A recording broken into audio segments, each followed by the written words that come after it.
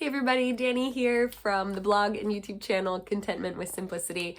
And today I have an assistant.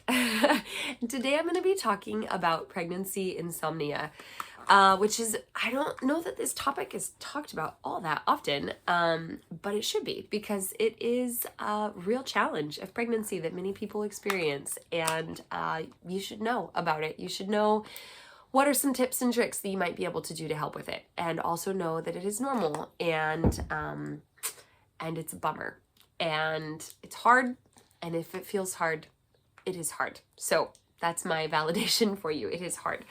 I have dealt with pregnancy insomnia for 5 of my 6 pregnancies. 2 of those pregnancies ended in miscarriage during the first trimester. So, but I have dealt with it off and on all the way through for my last 3 pregnancies that went all the way to the end. So I do not remember having insomnia with my first pregnancy. I remember sleeping a ton. So I don't know if that's like a normal thing, if it's oftentimes a first-time moms don't experience that. If you're a first-time mom and you are experiencing pregnancy insomnia or did, drop it below and let me know, because I'd be curious about that. But I don't remember it. But I definitely remember it with my 2nd, 3rd, and 4th babies. So, and with the 2 pregnancies that I ended up miscarrying, I remember that too, because pregnancy insomnia is oftentimes one of my very first symptoms of pregnancy. And so that's usually, hi buddy, that's usually how I know that I need to take a pregnancy test, is because I stopped being able to sleep at night. So I have compiled kind of a list of things that I think helps me. I have 2 disclaimers. First off, I'm not a medical professional or a midwife or a specialist in any of this. So talk to your professional people before you start implementing any of these things if you are uncomfortable with any of the ideas. And number 2, or if you have medical questions about any of them. And number 2, I don't think there's any one specific thing that's like the magic ticket cure-all. And so I just want to tell that to you straight up front. It's usually, for me, it's a combination of things that helps me feel like, if nothing else, I'm at least trying to proactively do things to help me sleep better at night. Sometimes I still struggle with insomnia. I'm just watching him in my video. Hey, you, what you doing? Come over here.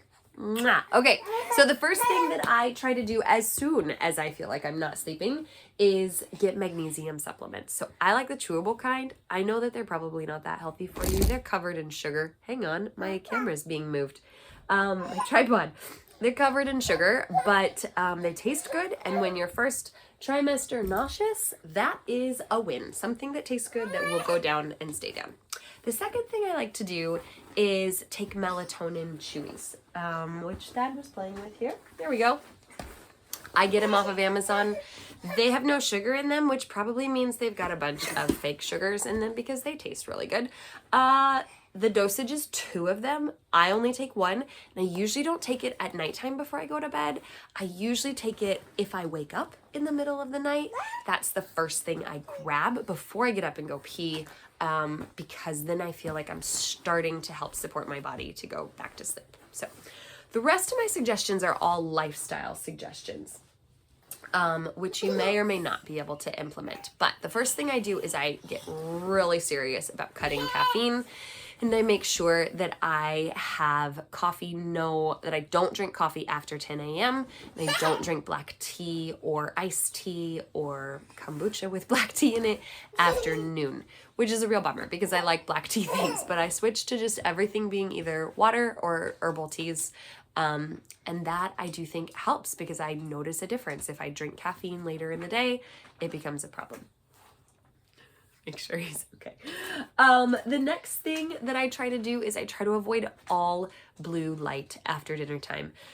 My phone screen, my computer. Now, you can set your electronics. There's like in the settings, you can set them to like I don't know if it's a nighttime mode or something where it cuts the blue light out. So I will sometimes still grab my phone and respond to a message, but I have that set up so that I don't have the blue light. And you can also get like blue light blocking glasses. So if you had to spend a long amount of time on a TV, that might be, or a screen of some kind, that might be a way to be able to still continue to use the screen but not have the blue light. Number 5 for me is this is a lifestyle thing again, but we try to turn our lights off and go candlelight only from dinner time onward. Or if we really need a light, just like one small lamp. He's close to the edge back there. We're living life on the risky edge here.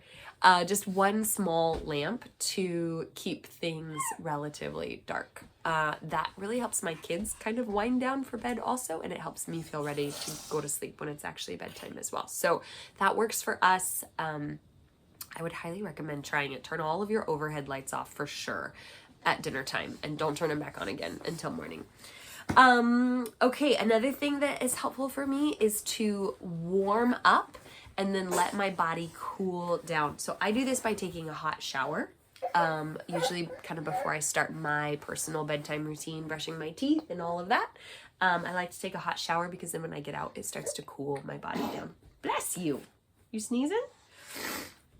Number 7 is I try to write my to-do list for the next day and kind of use that as a time to brain dump all of the things that I am aware that I need to try to remember to do the next day. Respond to this email, respond to that text message, whatever the case might be. So I try to do all of that before I'm going to bed so that I can kind of brain dump things out of my mind. And along with that, I try to like stop listening to anything that's going to add ideas to my mind. So I try to stop scrolling Instagram or social media and not do that after dinner time. I try to not zone out on YouTube, reels or whatever, YouTube shorts after dinner time, because anytime that I'm putting a lot of stuff in my brain, it just gets my brain going. And so that's not super helpful. I'm trying to calm my brain down. Another thing that I like to do is I have a little book light. I will link it below because I thought I had it, but it's disappeared now. But I have a little book light that I keep next to my bed. So I don't actually turn on my bedside lamp. I just have this little tiny book light. I leave it pointed down into the bedside table. Are you stuck? I'm sorry. Here, sit back up. And it just gives me just a tiny bit of light, and I keep a notebook and a pen next to my bed so that I can, if I wake up with my thoughts racing, I can write things down that I need to write down and not flood my eyes with a bunch of light. So that's kind of a helpful tip for me. Don't turn a light on in the middle of the night if you can avoid it. Number 8, I like to put essential oils on my feet or do a drop just on the pillowcase, like the corner of the pillowcase, or just someplace where I can kind of smell it a little bit. If you have a diffuser, great. If you don't, there's other options. Vetiver, can I use this real quick? He's gonna squawk. He's gonna squawk. Vetiver is one of my favorites. You're okay, you may have it back now. I can hold it. Vetiver smells like dirt to me, like good smelling dirt. I don't know why I like it so much, but it's nice. Also, anything that's like tree smelling, like fir, cypress, pine, cedar, anything like that. That's like the smells of my childhood. So that is relaxing for me. Some people love lavender, jasmine, chamomile, anything that's relaxing to you. Try that. Number 9 that I like to do is just try to have as optimal of a sleep environment as possible.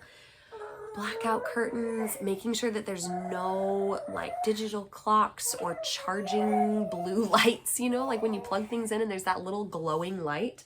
None of that in my bedroom. If I can possibly control it, I know not everybody can control their atmosphere environment, but trying to have it be as cold as possible is nice. Hey, where are you going? He's trying to climb off the bed. Hey, where are you going? Come to this side. Yeah, just anything like that to help optimize sleep. Some people find white noise machines really helpful. My kids use a white noise machine, so I feel like I sort of secondhand hear it through the wall. I don't like to run a white noise machine myself because I like to be able to hear the kids. But if that's not a problem for you, then white noise machine is great. Let's see, number 10, if I get up in the middle of the night and I can't sleep, these are some things that I find can help me. So usually I wake up and the first thing I have to do is go pee. Pregnancy, if you know what I mean. So I go pee, but then I come back to bed, and then I'll be laying in bed and I'll be thinking, do I have to go pee more? Do I need to go pee more? If I go to sleep but I have to pee, am I going to wake up in 20 minutes and then I'm going to have to get up again? So I can't remember where I heard this tip, but practicing Kegels can help you sort of override that like hyperactive, it's your brain. Like a hyperactive bladder is your brain thinking that it needs to go pee. And so practicing Kegels can actually help with that. And I did this for like a week straight in my second pregnancy when I found I was, my third pregnancy, when I found I was getting up all the time because I felt like I needed to go pee. And it actually really helped. I don't know if it was just because it like helped strengthen my pelvic floor or if it helped rewire my brain or what, but it really, I was surprised how much it helped. So I'd give that a try. Something else I like to do, my number 11 tip, is if I wake up in the middle of the night, I use that as an opportunity to practice my labor relaxation preparation, because in my experience, a lot of my labors happen at nighttime. And so I'm trying to rest as much as possible, even, while I'm having contractions or whatever. So I try to get into the Bradley method pose. I love this book, by the way. If you're looking for a good childbirth book, this book is awesome. I've listened to it on audiobook as well as just bought the paperback so that I could read it. There's a picture in here that shows the pose. This is it. It's kind of a lying on your side with pillows and kind of tipped a little bit towards your stomach. And I find it very restful and relaxing. And so that I will get myself into that position. That's actually honestly how I sleep most of the time when I'm pregnant. But I'll get myself into that position to try to just start focusing on relaxing myself, like starting at my head and moving all the way down to my toes. Like relax your forehead, relax your eyes, relax your chin, relax your tongue, relax your lips, relax your neck, all the way down my body. And then I just start over at the top. And kind of that scanning relaxation, looking for muscles to relax the whole way, helps me kind of focus on something that's very grounding and in the moment and isn't thinking about stresses or to-do lists or things like that. Another thing that I find helpful is to breathe in, hold my breath for a count or two, and then breathe out for a longer amount of counts than what I breathed in. So a lot of times I'll breathe in for 4 counts, hold my breath for 2 counts, breathe out for 6 counts, and do that again and again. And that there's something about the longer exhale than the inhale that also helps calm my brain and my nervous system. And then the last thing that is helpful for me in the middle of the night, and again, this is just my personal experience, this might not be yours, but I am a person of faith, and so I like to quote Bible verses or affirmations to myself. I spend time in the middle of the night trying to speak truth over myself, and I cannot predict. I know that a lot of anxiety can be, at least for me, has been around birth and going through birth, and I can't control the outcome of birth, but I try to speak truth and remind myself of the truth that I know is solid, which is I have a good God and he loves me and he loves my unborn baby and he's never going to leave me. He's going to be with me through whatever I face. He's going to be with my baby through whatever my baby faces. He's going to provide the people that I need to be around me when I need them around me.